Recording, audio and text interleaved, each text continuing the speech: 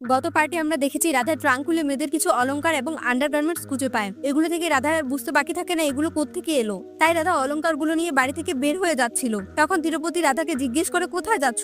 রাধা তখন টয়লেটের কথা বলে বাড়ি থেকে বেরিয়ে পড়ে। শুরুতেই রাধা সারপঞ্চের বাড়িতে যায় এবং রিংটি দেখিয়ে জানতে চায় এটা কার। সারপঞ্চ তখন জানায় এটি তো প্রিয়ার রিং। তারপর রাধা সেখান থেকে মাধবীর শাশুড়ির কাছে যায় এবং তাকেও একটি রিং দেখায়, কিন্তু সেও জানে এটা তো মাধবীর রিং। সবার থেকে কনফার্ম হয়ে রাধা বাড়িতে এসে দেখে তিরুপতি আর চান্দু বাড়িতে নেই। রাধা তখন চিন্তায় পড়ে যায় এবং দেরি না করে সে তখনই বেরিয়ে পড়ে। রাধা অনুদেবকে কল করতে থাকে, কিন্তু অনুদেব তার ফোনটি সাইলেন্ট করে রেখেছে। এভাবে সকাল হলে রাধা তখন অনুদেবকে কল করে যায়। তখন অনুদেবকে দেখা যায় সে বাইরে বসে পত্রিকা পড়ছে। এর মধ্যেই তিরুপতি এসে কাজ শুরু করে। অনুদেব তখন বলে তিরুপতি কাপড়গুলোকে ওয়াশ করতে নিয়ে যাও। কথা মতো তিরুপতি কাপড়ের গাড়িটি নিয়ে বের হয়ে যায়। এদিকে অনুদেব ফোন চেক করে দেখে রাধা তাকে অনেকক্ষণ যাবত ফোন করে যাচ্ছে। রাধা তখন বলে স্যার ম্যাডাম কোথায়, তাড়াতাড়ি গিয়ে দেখুন ম্যাডাম ঠিক আছে কিনা। রাধার কথা মতো অনুদেব রুমে গিয়ে দেখে স্কুটি কোথাও নেই। রাধা তখন বলে স্যার কিলার আর কেউ নয়, আমার স্বামী তিরুপতি। এদিকে তিরুপতিকে দেখা যায় সে সাইকেল নিয়ে অনেক দূর পৌঁছে গেছে। তখন ফ্ল্যাশব্যাকে আমরা দেখতে পাই তিরুপতি রুমে কাপড় আনতে গিয়ে স্ফূর্তির গায়ে হাত দিচ্ছে। অবশ্য স্ফূর্তি ভেবেছিল হয়তো অনুদেবই এমনটা করছে,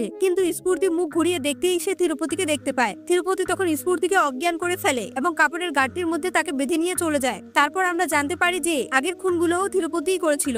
এদিকে পুলিশ ততক্ষণে গাড়ি নিয়ে বেরিয়ে পড়ে আর রাধা বাড়িতে ফিরে আসে এবং তিরুপতির কিছু কাপড় নিয়ে সে তার পোষা কুকুরকে শুকায় এবং তাকে ছেড়ে দেয়। কুকুরটি দৌড়াতে শুরু করে। তখন রাধাও কুকুরের পেছন পেছন ছুটতে থাকে। কিছুক্ষণ পর কুকুরটি গ্রামের একটি পরিত্যক্ত কুয়ার সামনে এসে ডাকতে থাকে। তখন রাধাও সেখানে চলে আসে। এরপর কি হতে চলেছে, রাধা কি পারবে তার স্বামীর হাত থেকে স্ফূর্তিকে বাঁচাতে? জানতে হলে চ্যানেলটিকে সাবস্ক্রাইব করে রাখুন।